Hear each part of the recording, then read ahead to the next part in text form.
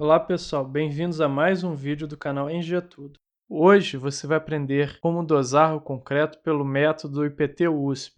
Assim você vai conseguir produzir concretos resistentes, duráveis e trabalháveis. Antes de começar, eu gostaria de agradecer a você que já está acompanhando o nosso canal e convidar a quem ainda não se inscreveu a clicar aí no botão inscreva-se. Assim você não perde nenhum vídeo. Para facilitar o entendimento, eu vou dividir esse método em duas fases. A primeira fase é composta do procedimento experimental e a segunda fase corresponde à elaboração do diagrama de dosagem. Então vamos iniciar pela fase experimental. Essa fase é aquela realizada no laboratório. Você vai aprender essa fase em 3 etapas.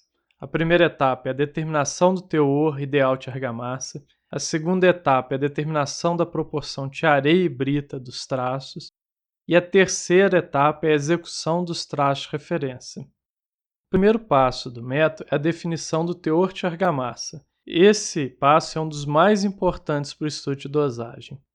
Todo estudo de dosagem parte do pressuposto que o concreto deve ter capacidade de ser lançado e adensado adequadamente no interior do elemento estrutural, sem segregar.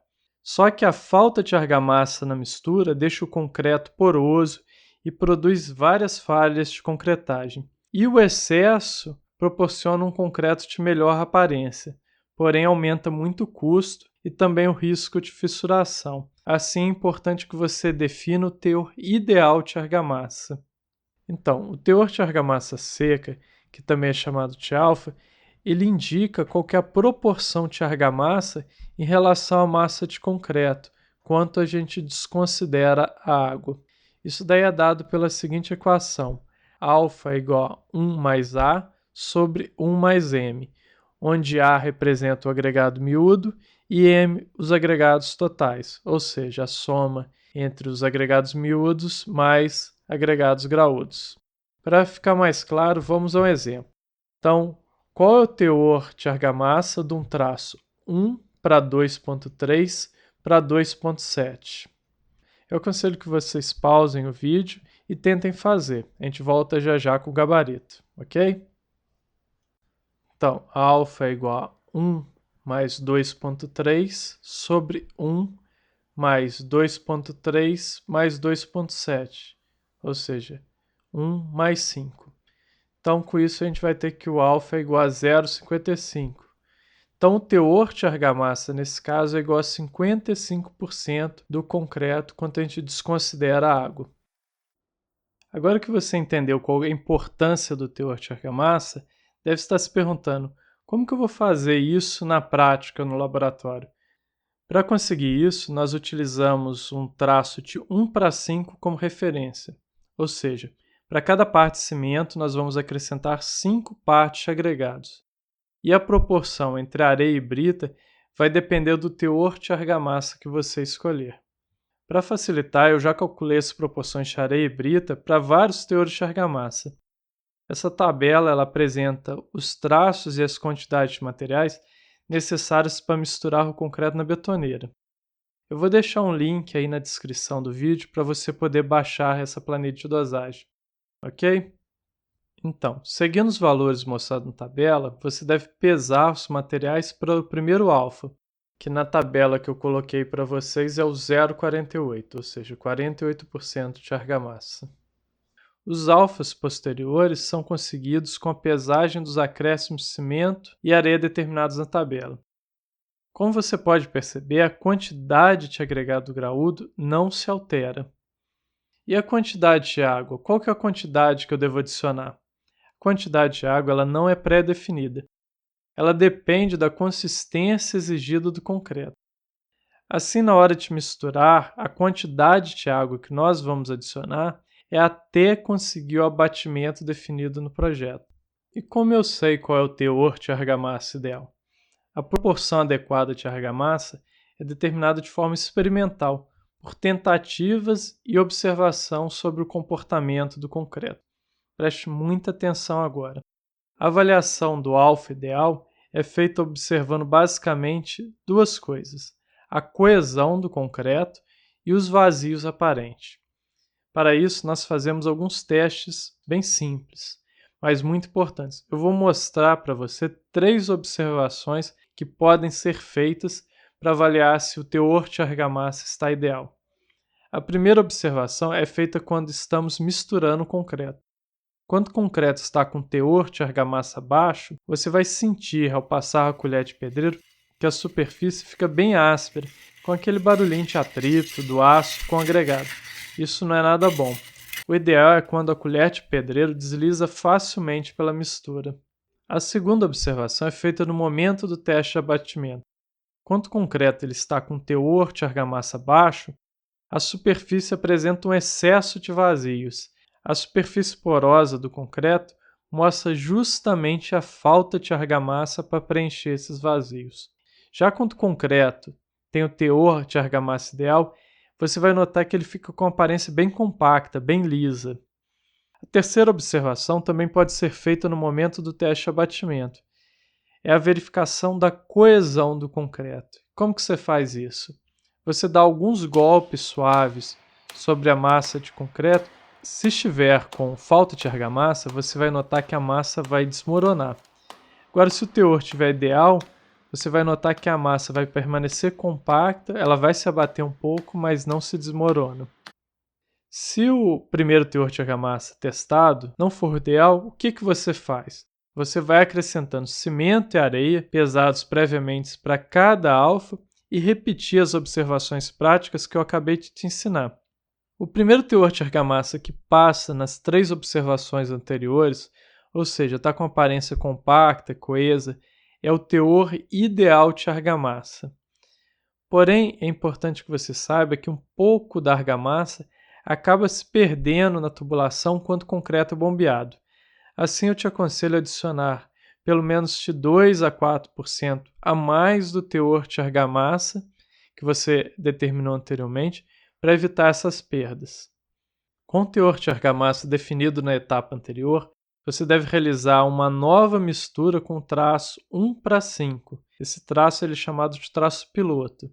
Você vai dosar também um outro traço 1:3,5, que é chamado traço rico, e outra mistura com traço 1:6,5. Esse traço ele é chamado de pobre, porque utiliza menos cimento. Para saber a quantidade de areia e brita, basta utilizar o teor de argamassa que você determinou na primeira etapa. Aí você faz 2 contas simples. Com o alfa e a quantidade de agregados, que a gente representa pela letra M, você consegue determinar a proporção de areia. Então, a areia é igual a alfa vezes 1 mais M menos 1.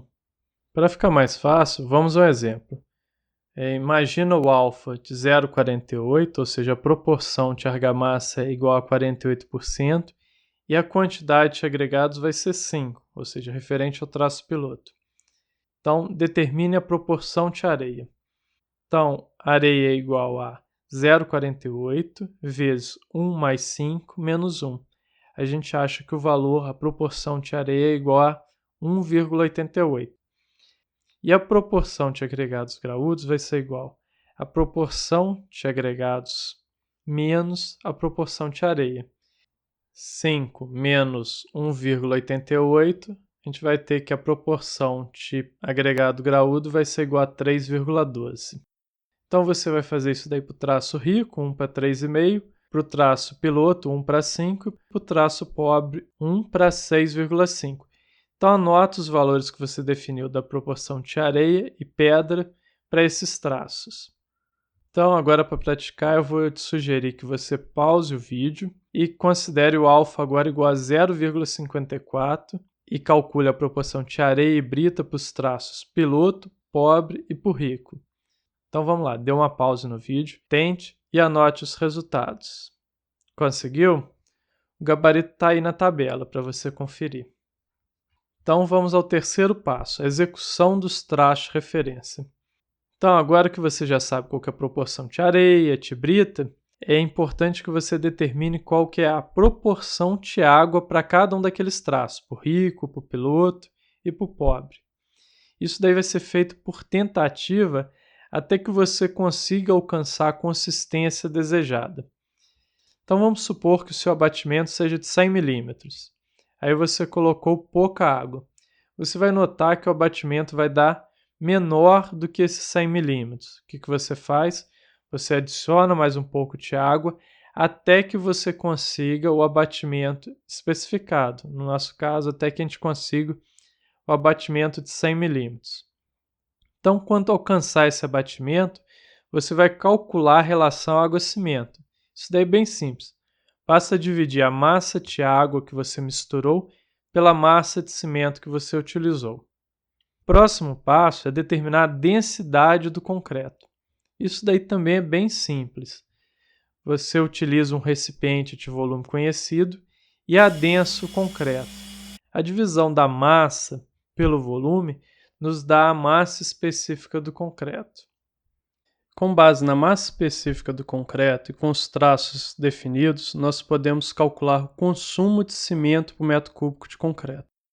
Basta a gente dividir a massa específica pelo somatório do traço e massa, ou seja, pela soma do cimento, areia, brita e relação água-cimento. Veja esse exemplo. Calcule o consumo de cimento para o traço 1 para 2 para 1,5 para 0,5. Considere a massa específica do concreto igual a 2.400 kg por metro cúbico. Então, o que nós devemos fazer? É bem simples. Nós dividimos 2.400 por 1 mais 2 mais 1,5 mais 0,5 e achamos que o consumo é igual a 400 kg de cimento por metro cúbico de concreto. O último passo é moldar pelo menos 4 corpos de prova para serem rompidos com 7 e com 28 dias. Ao final, nós anotamos todos os resultados do experimento numa tabela para podermos traçar o gráfico. Mas isso eu vou mostrar para vocês no próximo vídeo, na continuação dessa aula. Então é isso, pessoal. Se inscrevam no nosso canal, deixem o seu joinha e qualquer dúvida deixe o seu comentário, ok? Aguardo vocês no próximo vídeo.